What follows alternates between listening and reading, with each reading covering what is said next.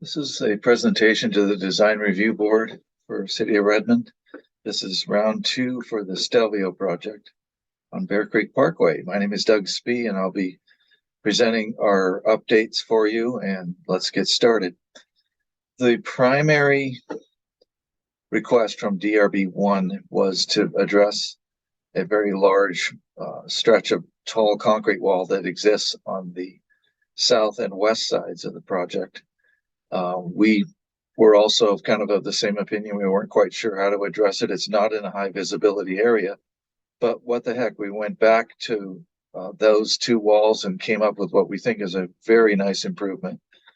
The original design, as you can see in this image, picks up that large wall on the street side along 159th and then takes it down the alley, the truck lane, essentially, and around the corner to the west side, finishing up at the street at Bear Creek Parkway. The majority or the most visible portion of this wall is what you see in this photograph or this rendering. It's what you see from the 159th side. There is no landscaping or trees to shield it from view. And so we thought, well, let's just take this thing and try something where we maybe chop a little bit of it out and doll it up and really make it work more with the design. So we did that. We went to the floor plan.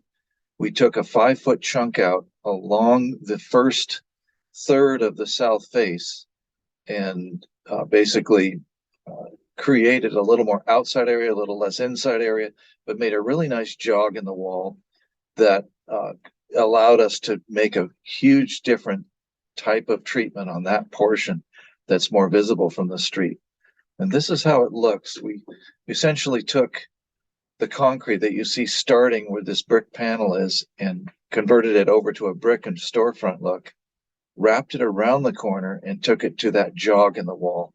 At that point on, we did some texturing with some bands of cedar look with some form inlays and just created a little more texture to the wall. This is a very low visibility area that really has no traffic at foot or passenger or vehicular.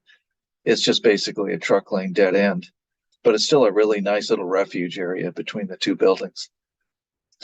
That also involved taking the podium and simplifying it, taking out some of it and giving a little more visibility. We shortened the height of it. We took the concrete railing out and converted it to an open railing, took a little chunk out of that level to create a little more modulation, but built more of a floating deck around this corner instead of the what was originally this, more of a massive concrete wall. Here's a look straight down the alley or the truck lane.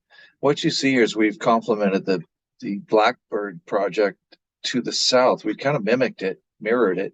They also did a little jog in their wall, created a lot more natural light and openness to their lobby. We will create that same thing. We're going to let a lot of natural light and openness come into the retail space. And I think it's just a really nice improvement that gives a little more area here for just visually looks a lot better. We also took your advice and thought, well, what the heck, let's put a mural panel up. And so we've done that. We've created a very tall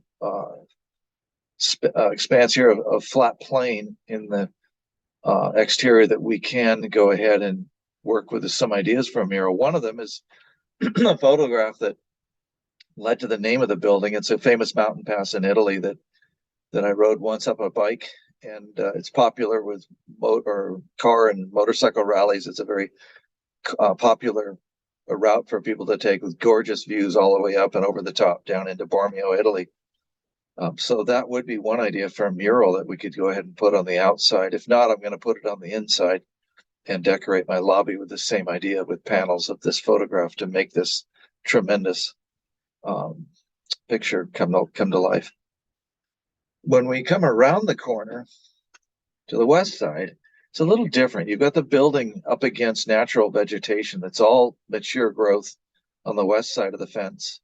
And the building kind of just grows up out of those trees. It's not a highly visible area of wall at all. It's mostly hidden. So we thought we'll just bring the cedar texturing around on the strips and just keep it simple because it is already working. I don't really want to peekaboo through that and see some sort of art or decoration. This is a little more of a street level view that you'll see down that same, no change down this service drive into the River Park development. It's just that our building will be snugged in there. And I think it'll look great just the way it is. I don't see a need to change that. This is a little farther in on that same service road, looking at the building from the southwest corner. Here's your natural growth. This is a little optimistic here. This is the south side facing Blackbird. This is young trees now, but they will grow. Maybe not that tall, but you get the idea. It basically is a building coming up out of these trees that already decorated in a way and blocked the view of a blank wall. So what you have here in conclusion with this change is really nice corner redesign that brings the look a lot more into line with what's going on above it on the stories above. We have a nice natural already step in the wall on the south side. We just basically have copied that a bit. We created a really cool floating deck here that complements these that I love about the design. No posts, no ugly structure. These things just literally float. And that's one of the looks I really like about this building, using the element of precast or post-tension concrete. And so I think it really is a tremendous improvement, and we love it, and we'd like to stay with this. So anyway, that pretty much wraps up what your comments were. We have some other information in the submittal that Scott, my architect, has prepared and sent in. But this is the look, and this is what we hope to build, and we appreciate your time. Thank you very much.